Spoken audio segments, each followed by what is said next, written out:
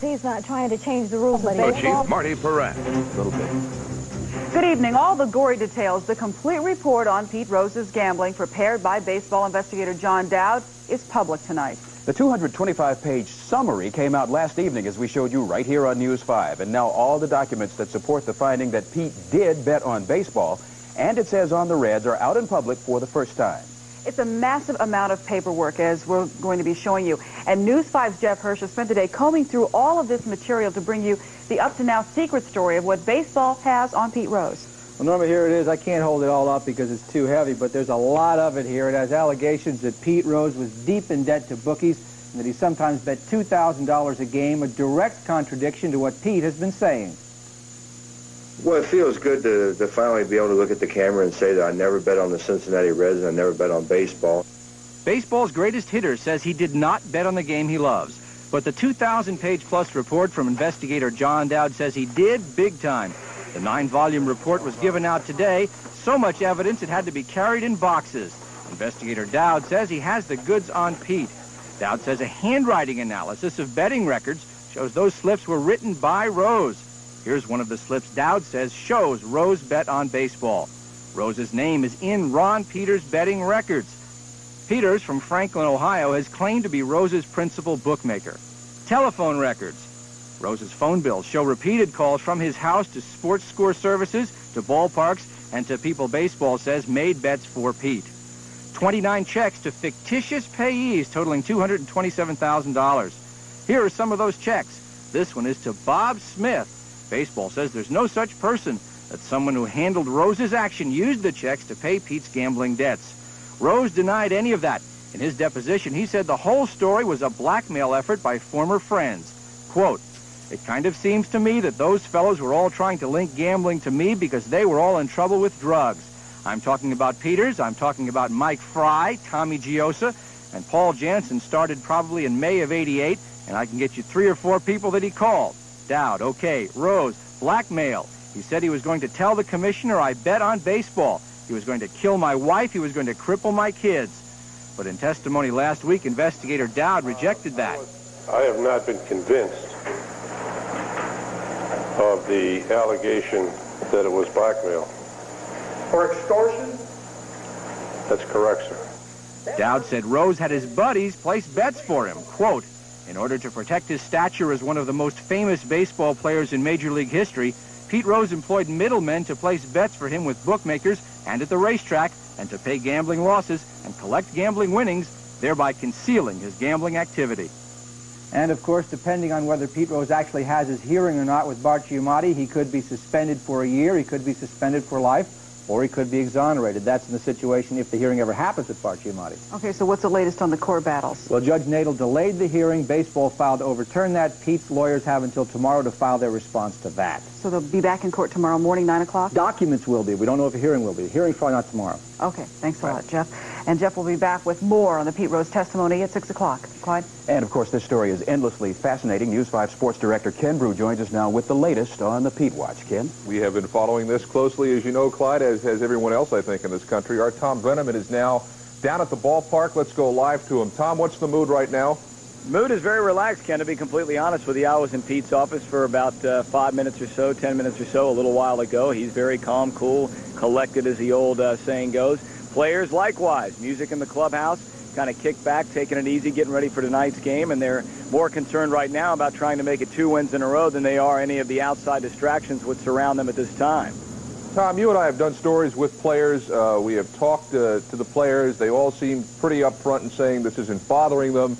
But really, this has got to be getting old, I would think. Well, I would think the thing that certainly gets old, if nothing else, is having hordes of just media everywhere you go and every time you come out to the ballpark. It was interesting. Tom Seaver had some comments on NBC this weekend about the fact that one of the most enjoyable things about playing the game is just the act of looking forward to going to the ballpark and being surrounded with your teammates. It can make it a little bit more difficult when you've got so many dozens of media people hanging around and trying to bring your mind elsewhere. Yeah. Okay, Tom, thank you. Reds play the Braves tonight, 7:30 down at the big ballpark.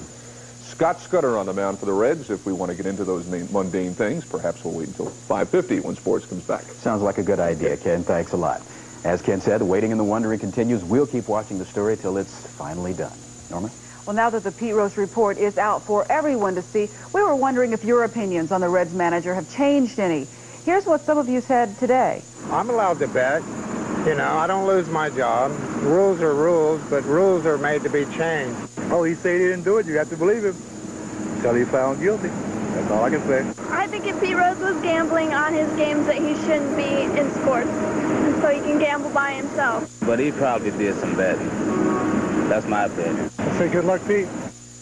We all know the Pete Rose saga has reached around the country, and today the question of gambling and baseball was pitched to the man in the White House. During a news conference today, President Bush made it perfectly clear how he feels about this Pete Rose thing. I am not going to get into how that matter should be resolved. The baseball and national pastime has sound rules regarding betting on baseball games, and I simply am going to, I'm not going to get into that one. No more questions about Pete Rose were asked during the news conference. Well, as you can see, this story has received all kinds of national attention. And since it broke, so has Gamblers Anonymous. Since Pete's story came to light, the organization has received many more calls.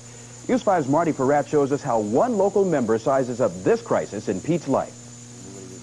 If you believe this man, Ron Peters, Pete Rose is a man with a gambling addiction. Peters was a bookie, and he says Pete bet on baseball and the Reds while a player and a manager. This is Red. He's a member of Gamblers Anonymous. He says Pete seems like a man with a problem that won't go away. Now, some compulsive gamblers, they gamble on one thing, you know, maybe the horses or bingo even, but or the lottery.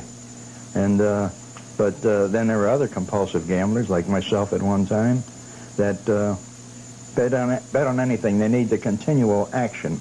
Baseball investigators say Pete was always looking for action from 1985 to 1987. They say betting records show Pete was making bets of up to $2,000 on the Reds and other baseball teams. Further evidence shows that Pete may have been betting on other sports. And his fondness for horse racing is well documented. One gambler says Pete may have been trying to fill a void that was left when he quit playing baseball. And as for allegations that bookmakers may have threatened to burn Pete's home or hurt his family, Red says local bookies wouldn't do that. But if Pete owed big money in a place like New York, that's a different situation. I don't doubt from talking to friends in New York, it still happens in New York. up until now, people with gambling problems have pretty much remained anonymous. But if what the baseball investigator says is true, we will see how one man's gambling can do more than rock a family. It can shake up a whole city. Marty Pieratt, News 5. A spokesman for Gamblers Anonymous says compulsive gamblers should be treated like anyone else with a disease. They should be cared for. They should be given a second chance. Now as for the legal battle that is still ahead in Pete's case, here's what happens next. First, you may know lawyers from Major League Baseball have filed an appeal to overturn the temporary restraining order. Pete's lawyers have until tomorrow to respond to that appeal. If the Court of Appeals does not overturn the restraining order, both camps will be back in the courtroom July 6th, when hearings will begin on whether to grant a preliminary injunction and get Giamatti off the Rose case altogether. Difficult to follow, but we're Baseball's report into Pete Rose's alleged gambling is out, and it is massive. We're not just talking about the 225-page report issued to the commissioner. We're talking about all the paperwork gathered in the entire investigation. Here's a quick overview of what the Rose report contains. 9 volumes of documentation. That's more than 2,000 pages. Testimony from witnesses, including Pete Rose himself. Phone records and betting sheets, which investigators say prove Pete Rose bet on baseball, including the Cincinnati Reds. Throughout the report, Pete maintains he did not bet on his own team or any professional baseball games.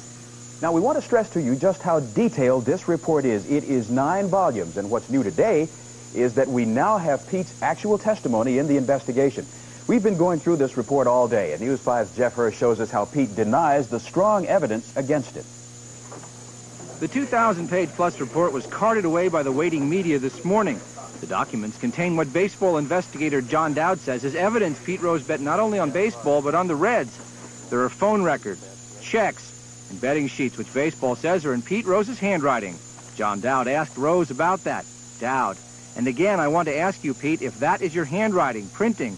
Rose: I've never seen this. Dowd: Pete, I have a handwriting expert that examined your writings in 1987, and he has concluded that's your handwriting. Rose: all I can tell you is what I know. I can't disagree or agree with him. I mean, I never seen that before. Baseball says Rose was thousands of dollars in debt to bookmakers. Rose denied it. I'm going to say this one more time. I don't owe anybody a dime. New York, New England, New Mexico, a dime, nothing. Rose says the whole gambling story was a concoction of some former friends who were trying to blackmail him. Quote, those guys could have a quintet in the last 3 months because they're all singing. They're all singing a lot. They have to sing or they'll be in Sing Sing. In trying to block a hearing before Baseball Commissioner Bart Giamatti, Rose says all he's asking for is an impartial arbitrator to decide, and that Giamatti is prejudiced. We feel that through this whole investigation that the Commissioner's office is always here looking down at us. All we're trying to do is just the way baseball is played, or football is played, or basketball is played. We want to be on the same field with them where we have a chance. Rose's lawyers say that now that the report is public, people will be able to read it and understand their claims. The investigation has not been even-handed, and Clyde, that Bart Giamatti's action would have been a foregone conclusion. In other words, what they're saying then is what we read in here has already been skewed by the prejudice of Bart Giamatti and the people who put this report together for him. Well, I'm not a lawyer, although I feel like one after he sat through this and read this. But there is what seems to me to be a lot of hearsay in this. In other words, somebody heard something or overheard something or heard somebody on the phone. And the question is, would that be admissible in court as opposed to before the commissioner? And I think that's why Pete Rose's people want to get this into court and out of the commissioner's hands, because they might be able to get some of this evidence excluded. All right, Jeff, this, as we said earlier, continues to get more complicated. It's not over yet. You have to read through this. Right. All right, thanks a lot. Norma? Well, some of the key evidence in the gambling report on Pete was supplied by the man who says he was Pete's main bookie, Ron Peters. News 5's Steve Forrest talked with Peters in an exclusive interview. Here in his lawyer's office in Franklin, he showed us betting slips he says are from Pete Rose and described how he took bets from Pete on the phone. Well, I'd pick up the phone, I'd say hello, and he would say, yeah, this is Pete. So I would proceed to, that's when he called, of course, and I would proceed to give him the line, and then after that, he would proceed to give me who he wanted to bet on. And the phone call would last very short time? Very short time, briefly. Strictly business, nothing more. Did he use Pete? He didn't use a code name or anything?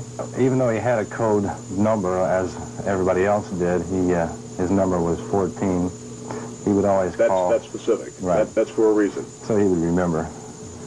So, yeah, he would just call and say, yeah, this is Pete, which he has a very distinct voice anyway, so. We pick out a betting sheet that you say is a Pete Rose betting sheet. That's correct. Chances are pretty good that it was not Pete that you talked to place that bet. That's right. Who called? Well, most likely Jansen, okay. on Pete's behalf. So this is Saturday, July 11th. And there's 1, 2, 3, 4, 5, 6, 7, 8, 9, 10, 11 baseball bets from anywhere from $500 to $2,500, one being the Reds for $2,500. And this particular day, he won $5,650. Did you feel strange taking a bet from Pete Rose, knowing that if he got caught, it could mean the end of his career? No, he's a big boy. He knew what the results were. It was his decision to make. So I didn't feel like that I should have any remorse taking the bets, no. Peters will be heading to prison around the middle of next month to serve a 2-year jail term on a drug and tax evasion conviction. Meanwhile, Peters' testimony to baseball investigators is part of the hottest reading in town. The Dayton Daily News published the full text of the baseball commissioner's report in today's edition. As you can see, the lunchtime crowd on Fountain Square was reading every word. Now, this is a copy of the report. It was selling on Fountain Square today for 50 cents a copy. Clyde? The score is now Pete 2, Bart nothing. Pete Rose today won his second court decision in less than a week, this time in Ohio's 1st District Court of Appeals. News 5's Jeff Hirsh has been following every twist and turn in this saga. He's in our newsroom now with the latest. Jeff? Norma, the appeals court today acted on narrow technical grounds, but the bottom line is the Commissioner of Baseball still cannot hold a hearing yet on Pete Rose's alleged gambling. It was the battle of the legal briefs this morning. Lawyers for both Rose and baseball handing in arguments. Rose their first in the appeal, baseball their second. It was all about Sunday's decision by Judge Norbert Nadel to temporarily block Commissioner Bart Giamatti's disciplinary hearing for Pete. Baseball asked the appeals court to throw Nadel's order out and let the hearing happen at once. Quote, the commissioner must, in the exercise of his duties to Major League Baseball, be permitted to hear the allegations against Mr. Rose promptly. Anything other than a prompt resolution would severely damage baseball. But Rose's lawyers said the opposite. Quote, defendant's assertion that Giamatti must act immediately to protect baseball from the evils of gambling simply proves the substance of Pete Rose's claims in this action. Defendant's repeated statements that baseball will be harmed by maintaining the status quo for this short period clearly show that Giamatti and Major League Baseball have determined that Pete Rose bet on baseball without even hearing Pete Rose's evidence and witnesses. Rose's lawyers also argued that Judge Nadel's order was a temporary restraining order which cannot be appealed, and the appeals court agreed. It is the order of this court that the within appeal is dismissed for the reason that the order from which order appealed from is not either a final judgment or final order which may be reviewed. So right now, cutting through all that legalistic wording, the next step is the hearing before Judge Nadel on July 6th. That's to decide if Bart Giamatti or the courts will ultimately hear the Pete Rose case. Norma? Jeff, what does Giamatti and his people in baseball say about this? Well, baseball lawyer Lou Hoynes is saying that it was a technical issue on which this appeal was decided. Baseball feels they are right, but they have not said yet what they're going to do next. Will they go to the Ohio Supreme Court? Will they try to win in Nadel's court next week? They're still thinking about that. All right, thanks a lot, Jeff. You almost need a scorecard to keep track of the legal issues here. Clyde? Well, meanwhile, Pete Rose has again hit the pages of Sports Illustrated, and the cover, too. The new issue features a story on Pete and how he stands in John Dowd's report. It also includes quotes from Ron Peters, who claims to have made heavy-duty bets for Pete. The 12-page article mentions all the key players in the report, like Paul Jansen and Tommy Giosef. Cincinnati Reds fans also made the pages of SI, showing their support for Pete. Well, the fans do seem to be holding on to hope for Pete and standing behind him. News 5 sports director Ken Broo is here with the latest on how Pete is holding up in all of this, Ken. Well, probably Pete would tell you today that this is so many issues now that he's been on the cover of Sports Illustrated. He has to count. It's like 15 or 16 or something like that. Stock or something, huh? Well, yeah, too bad he doesn't. He may when it's all over. You know, Pete throughout this whole thing has said that he wants to do is just play ball, and although he's maintained his innocence for the most part, he hasn't said much. Our George Vogel, who is a man of many words, is down at the stadium where the Reds take on the Braves tonight. George, is Pete saying anything right now? It's pretty much status quo, Ken. Before the game, as has Pete's done, Pete has done in the past. He hasn't said much before the game. Pretty much the case today. I saw him in his office just a few minutes ago. He said he didn't want to comment on today's court ruling, but he did say he was in no way surprised by what happened. What the people are talking about down here more than anything are the Reds' injuries. You know, Chris Sabo going on the disabled list today. That seems to be a bigger concern for Pete than the court case right now. Okay, George, thanks. I hope you get a ticket and you can get in the game tonight, okay? I'm working on it out here on the plaza level. All right. Okay. We'll have more sports coming up later on, and of course, we'll continue to watch the ongoing saga that exists in the courtroom and on the playing field for Peter Edward Rose. All right, Ken, thanks a lot. And we should remind everybody here that the game will be seen on Channel 5 tonight at 7:30. Marty Pieratt. Good evening. Major League Baseball is deciding what to do next after its second courthouse loss to Pete Rose in less than a week. News 5's Jeff Hirsh reports the Court of Appeals refused to let Commissioner Bart Giamatti's hearing with Pete take place now. The order speaks for itself. This is the court's order. This is the order, and it's a victory for Pete Rose. On Sunday, Judge Norbert Nadel temporarily blocked Commissioner Giamatti's hearing on Rose's alleged gambling. The commissioner appealed, trying to get Nadel's order thrown out so the hearing could take place now. But he lost. The appeals court said Nadel's order stands. Something important to keep in mind. The appeals court decision has nothing whatsoever to do with whether Pete Rose did or did not bet on baseball. All the appeals court said is that Judge Nadel issued a temporary restraining order, and temporary restraining orders just cannot be appealed. Legal experts are not surprised at today's decision. A TRO is a preliminary step in a piece of litigation, and if courts intervene during the middle of litigation, you'd see a little end to a dispute. Baseball attorney Lou Hoynes said the Court of Appeals ruling was on narrow technical grounds, and baseball still feels Judge Nadel was wrong. Quote, "It continues to be our contention that the restraining order was improperly granted, and the trial court had no authority to interfere with the ongoing processes of the commissioner, which are necessary to protect the integrity of Major League Baseball." So as of now, the Pete Rose case is scheduled back before Judge Nadel again July 6th to see if Bart Giamatti or the courts will ultimately decide Pete's fate. Baseball may do something else in court before then. It may not. but court cases rarely end quickly. We're only in the bottom of the first, with 8 more innings of litigation yet to come. Jeff Hirsh, News 5. Now, among baseball's options, taking today's decision to the Ohio Supreme Court or trying to win before Judge Nadel, that's next week. No decision yet on what they're going to try. But while the Pete Rose drama continues to play out in the courts, it is hot off just about every press. Pete is back on the cover of this week's Sports Illustrated, and the article contains more dirt about Pete's relationship with his main accuser, Ron Peters. News 5's John London joins us now with some of the highlights. John? Well, I have the SI magazine right here. It's the new one, a 12-page story about the Rose case, much of it an account from Peters about how he handled Rose's action. Some of it more the same, some of it covers new ground, like an allegation that Rose was being ripped off when he made bets whether he won or lost. Tommy Giosa, who ran bets for Rose, supposedly told Ron Peters early on, "You're going to love this guy's action," meaning Pete. "All he does is lose. You're going to make a fortune." In a new Sports Illustrated article, here's what Ron Peters says about Tommy G. Quote, "He bragged to me that he was cheating Pete." Peters tells SI he agreed to pay Giosa 10% of Pete's net losses, fearing he might take Rose's gambling business elsewhere if he didn't. Peters says Rose was being ripped off by Giosa, who was, according to Peters, lying to him about the betting lines. Quoting from the article, Rose would think he had lost, and Giosa would pocket the winnings without Rose's knowledge. Well, I'd pick up the phone, I'd say hello, and he would say, "Yeah, this is Pete." In an interview with News 5's Steve Forrest last week, Peters said he always insisted on being paid off in cash. Even though I thought the checks were good, I just assumed to have cash instead of any written documents to get myself in trouble. Of course, Peters got himself into a whole lot of trouble, recently sentenced to 2 years in prison for tax evasion and dealing cocaine. He now tells Sports Illustrated he would carry a gun with him on payoff trips because he didn't trust Giosa. All right, so the magazine is out on the newsstands now. How's it selling? Not a mad rush yet, but keep in mind it just got there today. They just literally put it on the shelf today, so we'll have to see. Certainly, people are interested in reading and hearing and listening to anything about Pete right now, so I imagine it'll sell well. So I guess if you want one, better get it quick. Yeah. All right, John, thanks a lot. Norma? No surprise whatsoever that the plot thickens